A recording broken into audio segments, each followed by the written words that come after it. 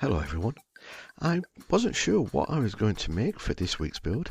I did a lot of late night doom scrolling on Amazon until I came across these model kits from Bandai.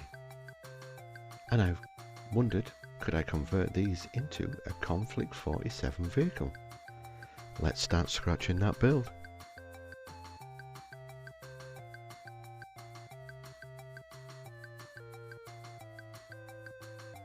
For those of you who don't know who or what One Piece is, it's a live action show over on Netflix.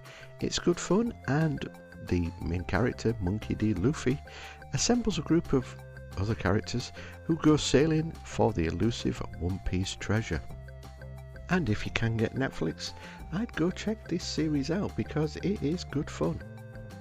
On with the build. Each model kit costs between 10 to 12 euros, and even if I combine two kits together, I'm still looking at a 20 euro build, which is considerably cheaper than the 40 to 60 euros I'd have to drop for a licensed proper KONFLIKT'47 vehicle. So this is my budget-friendly alternative KONFLIKT'47 vehicle build that you don't need to sell any body parts for, and hopefully inspires you to go out and build something. So what I'm going to do is build the kit as it was intended, then disassemble and try to make something it wasn't intended for, which means me speed reading through the instructions first, which are pretty straightforward even for a simple man like myself. Each sprue has a letter, and I've sorted the sprues in such a way to make it easy for my brain to play catch up with my hands. Then I carefully nip off the pieces that I need and instantly struggle with my chunky monkey fingers, wondering how this piece fits into the other piece. After consulting the instructions, I soon have one piece, pun intended, made, and I know this looks like a tank already. And gloating to myself that this first assemble only took me 5 minutes to do, I quickly get to work on the rest of the model kit. While you watch a grown man struggle to make a child's model kit, I wanted to say thank you so much for all the new subscribers jumping onto the channel. It makes what I do worthwhile. If there's a build you'd like to see me try and make or butcher, drop me a comment, and maybe one of your suggestions will be a future build video. And that's the first model kit built after I place this right there. And that's how this kit looks if you follow the instructions, which is pretty cool and looks, fun. So let's try and open this one. Now I'll just zap through everything. I won't even show it actually. I'll just show you the actual build as if by magic, which took me more than 15 minutes to build. But that's the second piece. So now that I have both model kits built, it's time to deassemble and reassemble into something more KONFLIKT'47. Now I will add some extra bits here and there just to enhance this build, but 90% of this will be from the One Piece model kits before I get any hate comments. My thinking is this long bit that I've got in my chunky monkey fingers will be the main body for this build, so I'm going to take off all the things I don't need. I'm going to use some of this craft foam to stick to the inside of the tank tracks to give me a larger gluing surface to work with. I just need to trim things off first.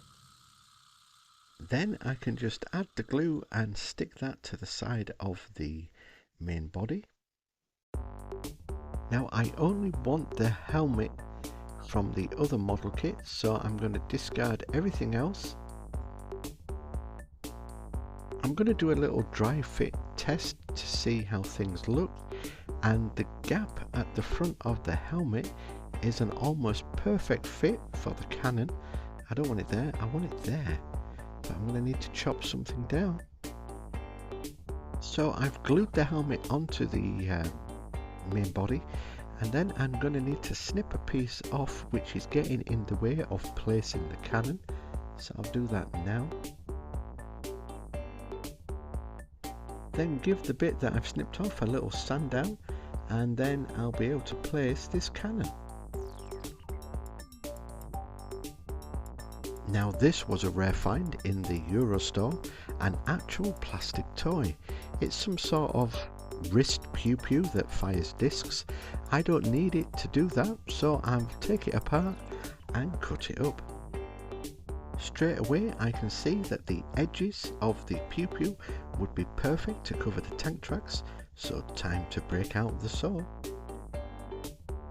It took a while, but sheer brute force and ignorance won the day yet again, and I have two imperfect sides to add to my build. While I add more bits to the build, it's code word time. If you've made it this far, let me know in the comments by adding the code word. That way, when I read the comments, I know if you're a watcher or just a peeper who skips to the glamour shots. Don't forget, if it's your first time here, to hit that like and subscribe button, and if you're watching on a mobile device, there's a hype button which you need to press 3 times on this video so it gets pushed by YouTube. And the code word is TubbyTubs. Please also like and subscribe to the channel. Thank you so much. While I was yapping, I built an extra piece to add to the back of my build from the toy pew pew I dismembered earlier. So not only does it have a cannon on the front, it also has some kind of laser weapons at the back now. And let's not get too deep into this, it's just a toy, remember? I do a little bit of greebling now with some little bits and pieces from some old model kits. And by golly by gosh, I do believe my build is ready for paint. As usual, I'll prime the model with black primer. I'm just going to do a normal green, so I'm going to use paint from Vallejo.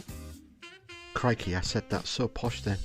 And keeping with the poshness, this is a British tank because it looks beefy to me, so the Union Jack goes on it. And since it's British, I thought it would be fun to add a Bentley badge onto the front, which I'll probably have to Google because Bentley probably isn't owned by any British company anymore. Hang on, I'm just Google fact checking. No, we're good. Google tells me it's still a British company in Crewe, England. So it's British through and through. And I remember a subscriber asked if I was going to use these 8-ball transfers in a future build, and I've just blown his mind right now. Now I'm not going to weather this because I want it looking factory fresh, so I'll just add a little colour to the build before the glamour shots. So as always, don't forget to add the code word if you're leaving a comment. Please like, subscribe and hype so this video gets pushed into the YouTube algorithm more. And until next time, keep scratching that build everyone. Thank you so much for watching.